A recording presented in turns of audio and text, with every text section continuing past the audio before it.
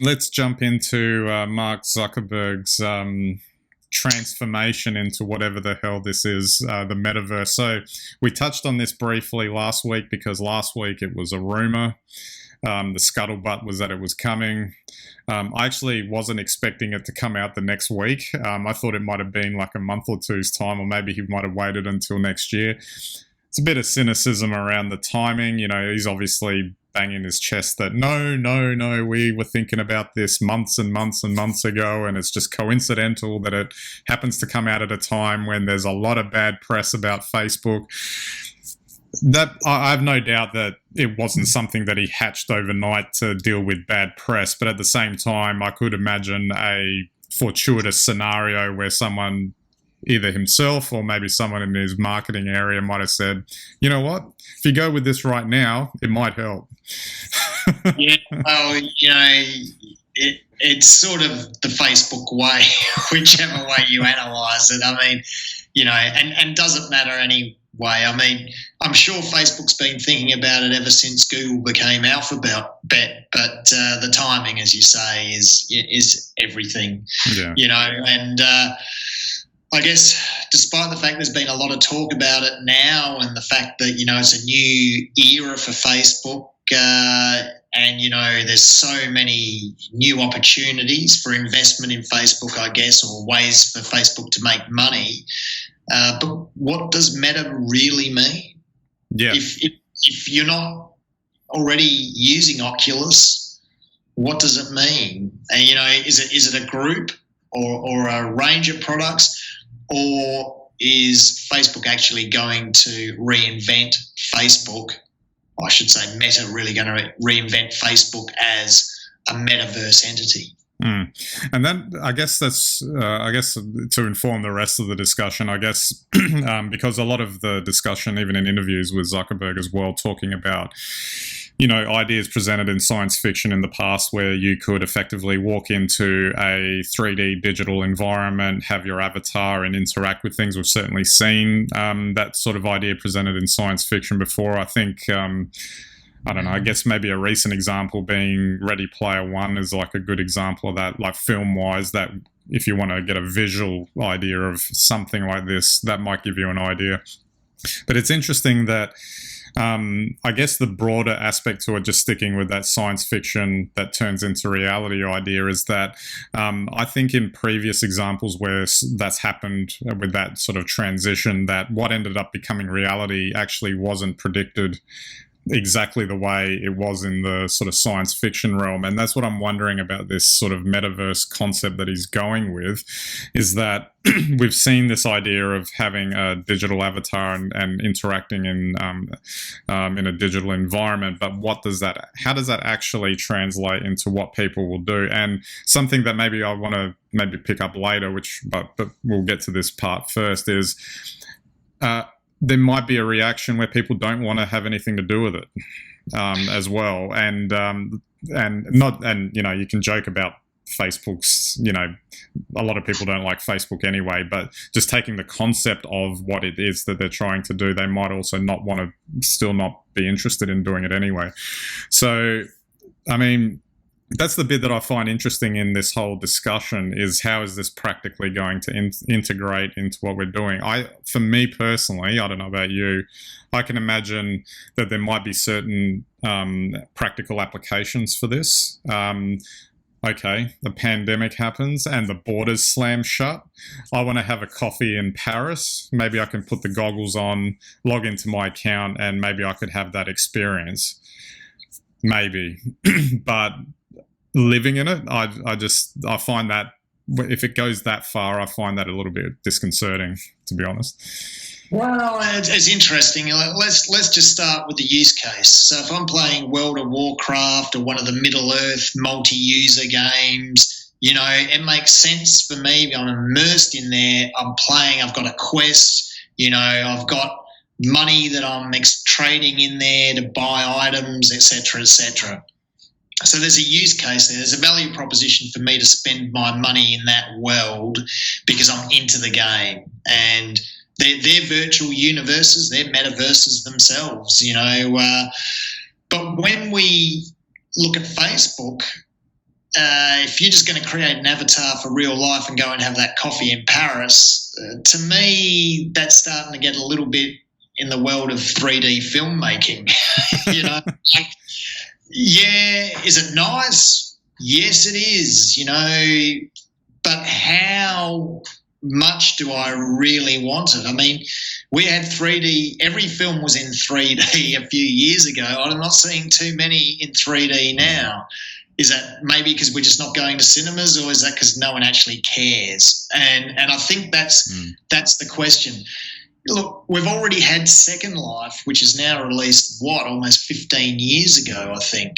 And that effectively is what Facebook is sort of offering in the modern age.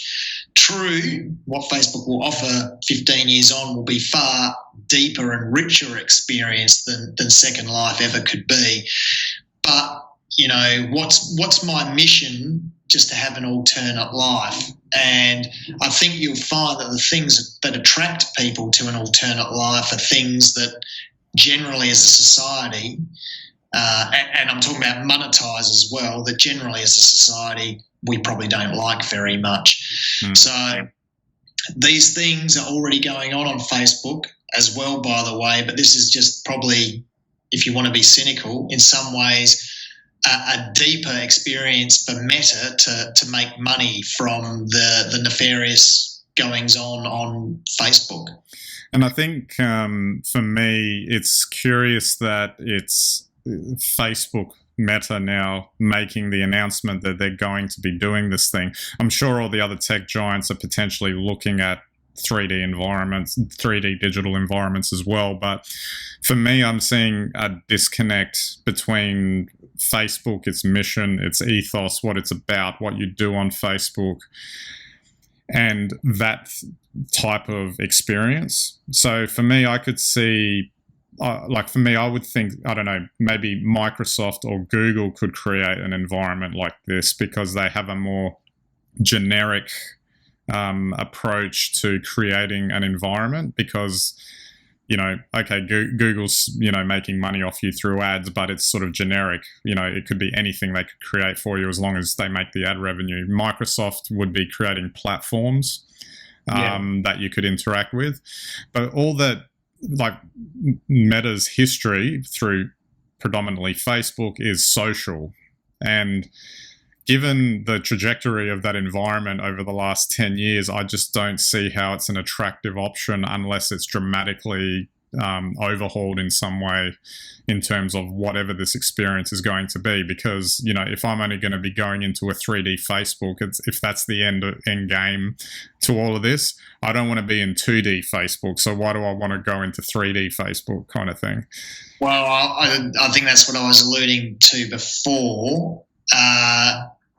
There's probably a 2D Facebook has reached its limit of what it can achieve. You know, it's effectively eyeballs.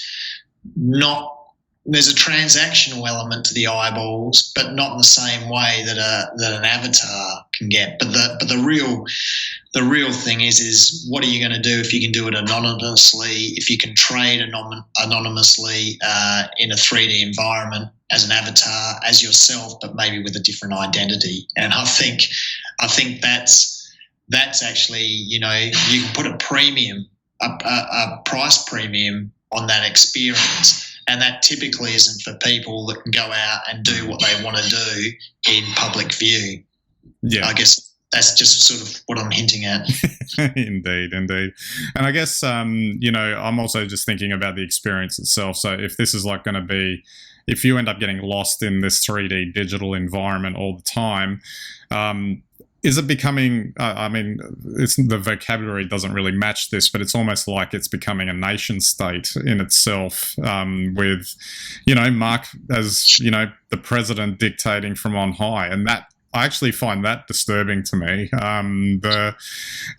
It's not that, I mean, obviously you can choose to not go into it. You can choose to leave. You don't have to spend time in it, whatever. But I could imagine that there might be people who end up living in it because that's just human nature for some people. Some people will get sucked into these things. And when I start thinking about that, I haven't thought about all the potential possibilities of what that means, but I don't know if I like it. It feels like you're starting to walk away from what's your human experience. What is it that you're experiencing on a day-to-day kind of thing?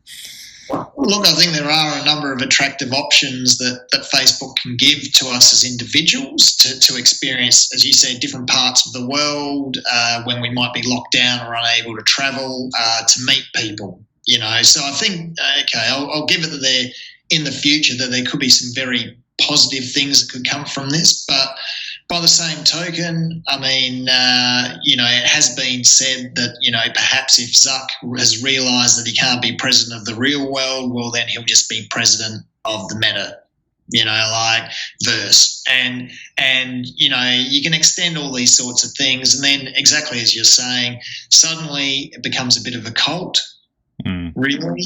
And, you have meta fan people who are in there making money, trading stuff. It's not productive, but it's another economy. It's another way for people to make money. And we've already seen that anyway in these types of scenarios anyway. I think the compelling idea, though, that you've sort of touched on there is that, if really I want to spend all my recreation time in another world, leading another life as another character, then this becomes highly appealing to me. And I think, judging by the amount of gaming that goes on, multiplayer gaming, I think there is probably a real market for this if they get the value proposition right. And then would create a whole world of people who never leave their bedrooms, and that is scary. Yeah, and I guess that's kind of where I wanted to finish up. It's one thing if you've got control to remove yourself from it, that kind of discipline to do it, or you view this as a tool to get something done, because once you've done it, you don't need to be in it anymore. But if it's again, you get different types of people, different types of ways of doing things, and and I'm sure that it's going to be designed in a way to entice you to stay in there as long as possible. That there's never even spend as much money as you can in there. Indeed, and then that means that there's going to be there could be potentially millions and millions and millions of people that just stay in it, and then I just wonder what that does. I feel like this particular concept has, you've outlined, I guess we've both kind of outlined some positives in terms of using it as a tool, but I feel like that there's some broader sort of societal implications to it. Just like 2D Facebook and social media in general has had practical real world impacts on society. Oh, exactly. I don't think there's any escaping that. And then I think the thing that probably, with the current controversy around Facebook, question is Zuck really going to regulate it?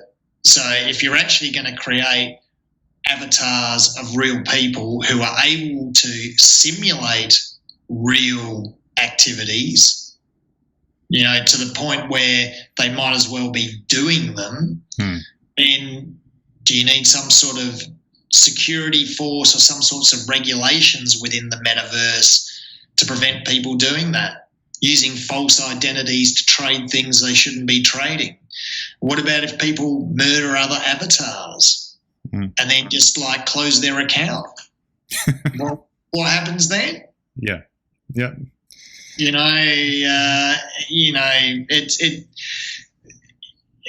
I don't know where this will go. I'm sure that most of the thinking for this is based around the fact that your avatar will be playing or amusing itself however it amuses itself. You'll be able to order a pizza and Uber Eats will be delivering one at the same time for you. I'm pretty sure that's the level of thinking, but humans are really ingenious when it comes up to what they might do if they think they can get away with it. And if you're creating an alternate opportunity for them to get away with it, humans are going to invent some very interesting pastimes in the metaverse.